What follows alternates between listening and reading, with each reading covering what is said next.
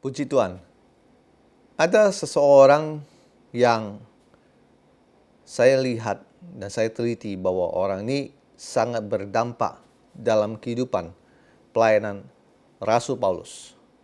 Nama orang tersebut adalah Ananias. Dia itu dicatat, dia berasal ditulis di sini di Kisah Para Rasul pasal 9 ayat 10. Di Damsik ada seorang murid Tuhan yang bernama Ananias. Nah, Bapak dan Ibu, Ananias ini bahasa Ibraninya adalah Hanaya, artinya Tuhan Maha Baik.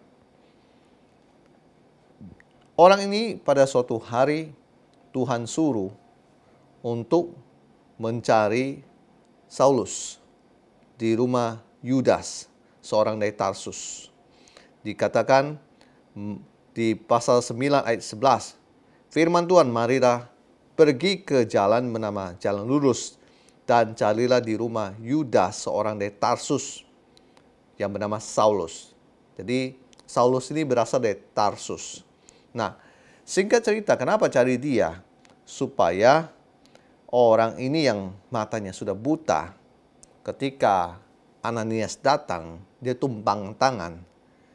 Si Saulus ini sembuh, artinya dia bisa melihat lagi.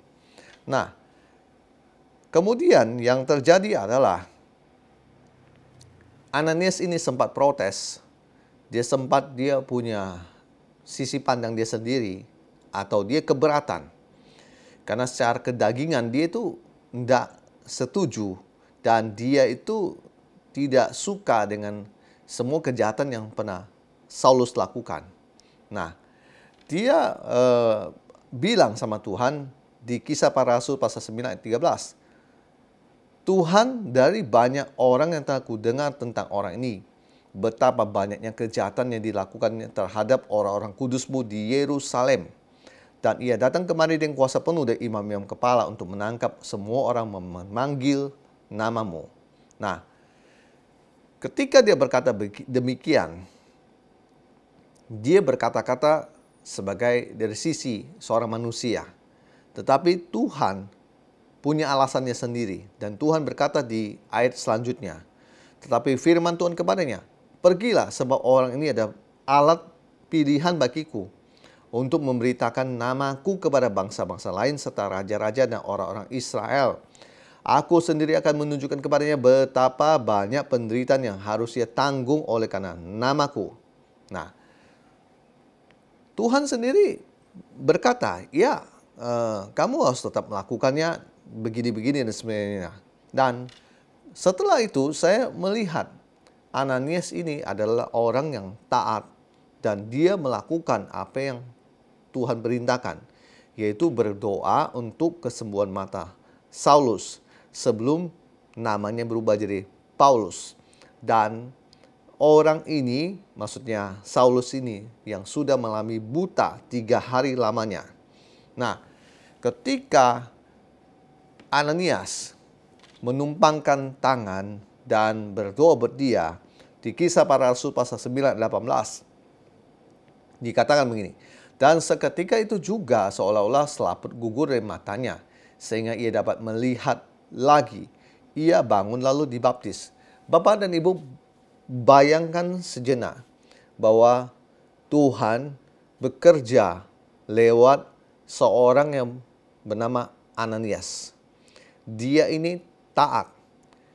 Dan saya boleh katakan bahwa awal mula pelayanan Rasul Paulus itu bisa terjadi karena dia didoakan, dia disembuhkan lewat pelayanannya Ananias.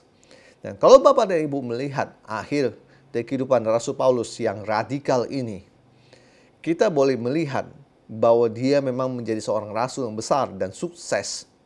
Dan dia menulis 14 buku di dalam Perjanjian Baru. Bapak dan Ibu, hanya kita bayangkan kalau tidak ada Ananias yang taat. Bisa saja memang Tuhan memakai orang lain untuk menyembuhkan Paulus. Tetapi yang saya tahu, kalau memang Ananias ini Tuhan pakai dan dia taat, akhirnya terjadi sebuah berkat yang sangat besar dalam kehidupan Ananias sendiri dan juga Rasul Paulus.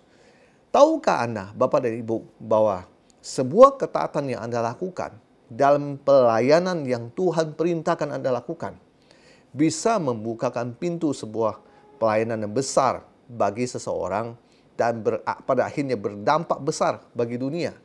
Banyak orang tidak menyadari hal itu. Makanya kadang ada sesuatu yang kurang sreg di hati, apalagi tidak sesuai dengan prinsip. Orang tersebut tidak akan mau melakukannya. Dan dia tidak mau memilih untuk mengesampingkan perasaan hati dia ataupun sesuatu yang bertentangan dengan prinsipnya dia. Bapak dan Ibu, kalau kita mau berpikir seperti yang Tuhan ajarkan, yaitu Anda taat, buta, artinya jangan melihat prinsip Anda, jangan melihat hati Anda, jangan melihat apa yang tidak enak bagi Anda.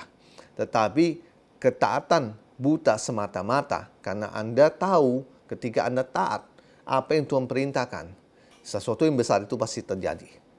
Saya belajar dari seorang Ananias.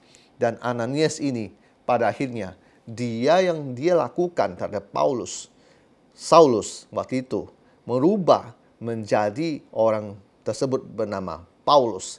Dan Rasul Paulus itulah yang menulis 14 kitab dalam Perjanjian Baru, dan tulisannya sangat memberi dampak yang luar biasa pada kekristenan hari ini. Dan saya mau berkata dan berdoa supaya di hari-hari ini kita mau belajar untuk punya hati yang taat seperti Ananias. Dia tidak memikirkan apapun. Dia tidak mau memikirkan apa yang mengganggu hatinya. Tapi dia taat dan Tuhan memberkati orang demikian. Puji Tuhan. Tuhan Yesus kiranya terus memberkati kita. Dan percayalah bahwa ketaatan itu tidak pernah Anda tidak dapatkan berkat dari Tuhan. Pasti Tuhan memberkati kita. Haleluya. Amin.